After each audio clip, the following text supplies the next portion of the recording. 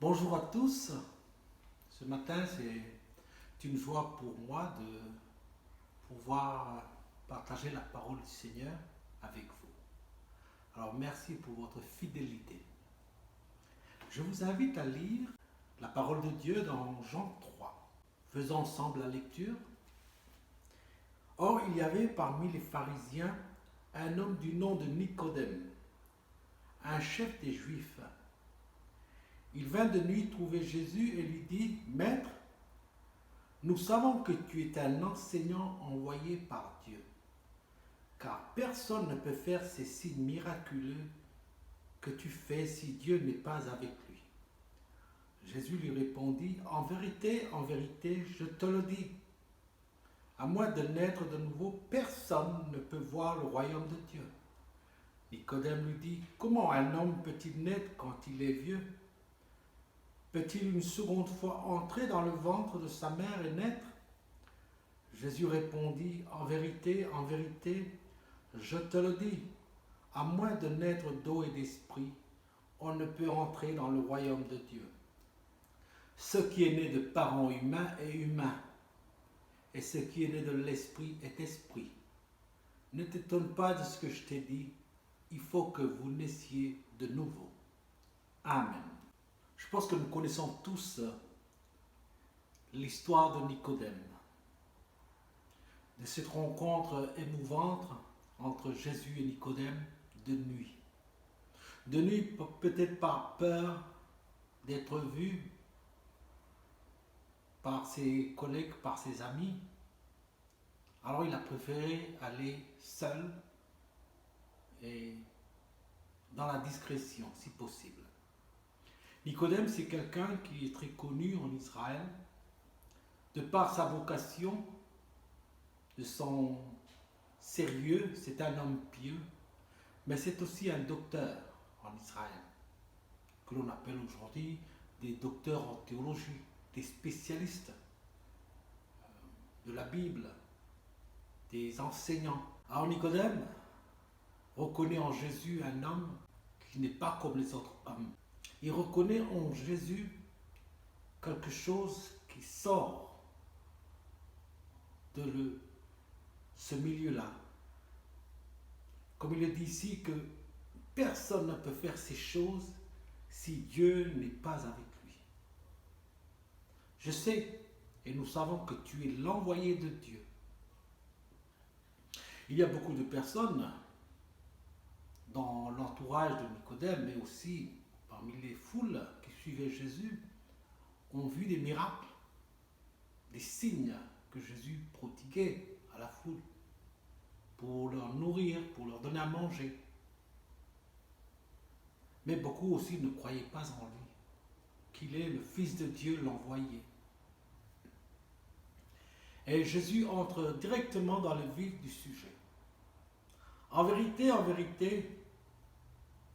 si un homme ne naît de nouveau, il ne peut voir le royaume de Dieu. Nicodème dit, mais comment un homme comme moi, un vieux, peut-il naître encore dans le sein de ma mère? Moi, je suis très vieux. Jésus dit, en vérité, si un homme ne naît d'eau et d'esprit, il ne peut entrer dans le royaume de Dieu.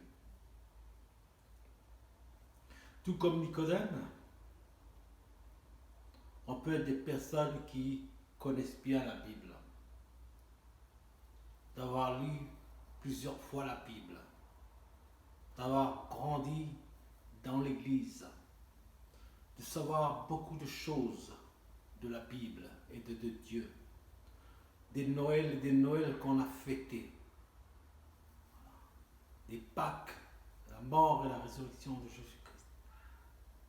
Nous connaissons tous Jésus. Mais qui croit en lui? Qui discerne les choses de Dieu en lui, en sa personne? Nicodème a su reconnaître cela en Jésus. Bien sûr, tout ce que nous avons reçu à l'église, à la maison, ce sont des bonnes choses. Mais ici, Jésus pousse plus loin la discussion. Ne t'arrête pas là, continue. Il faut que tu naies de nouveau. Alors, qu'est-ce que la nouvelle naissance pour nous? Nous pouvons aussi comprendre que s'il y a une nouvelle naissance, alors, je suis quoi dedans? Puisque je suis déjà là. Je suis déjà né. Oui, mais pas une naissance naturelle, une naissance de père et de mère, mais une autre naissance. C'est une naissance qui vient d'en haut, qui vient de Dieu. Ce qui veut dire que je suis né dans le monde en tant que mort, né. Ça veut dire spirituellement, je suis perdu.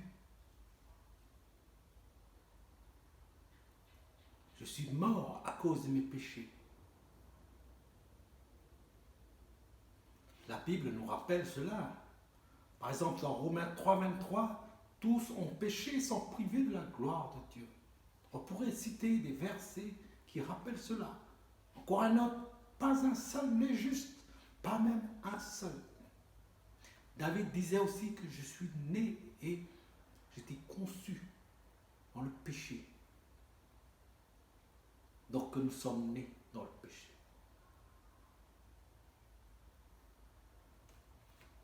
C'est pour cela que Jésus nous dit dans sa parole, je ne suis pas venu pour condamner le monde, mais je suis venu afin que le monde soit sauvé.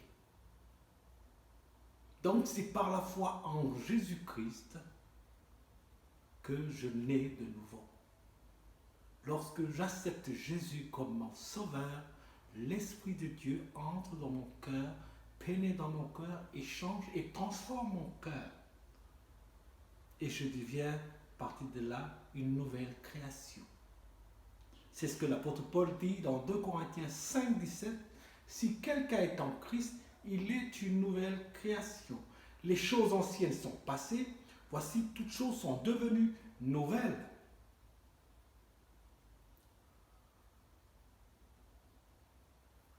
Le vieil homme est mort, c'est un nouveau homme qui est là.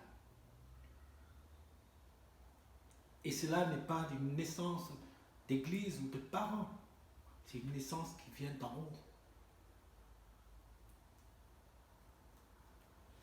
Par la foi en Jésus-Christ. Donc ma prière ce matin, c'est de dire, et on s'invite ensemble à prier, Seigneur, je suis pécheur et je suis perdu. Je te connais, je sais qui tu es, mais je sais une chose aussi, c'est que je ne suis pas sauvé. Alors viens me sauver et que ton esprit me transforme. Fais en œuvre de conviction dans ma vie, afin que je sois une nouvelle création. C'est par la foi en Jésus-Christ que nous devenons par la suite enfants de Dieu.